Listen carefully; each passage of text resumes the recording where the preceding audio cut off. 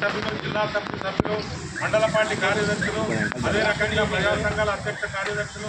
అందరికీ ముందుగా రంగారెడ్డి జిల్లా పక్షాన హృదయపూర్వక విప్లవాభివందనాలు తెలియజేసుకుంటూ ఇప్పుడు మన పార్టీ జెండాను మన జాతీయ కార్యదర్శి కామ్రేడ్ అజీజ్ పాషా గారిని ఆవిష్కరించవలసిందిగా కోరుతా ఉన్నాం.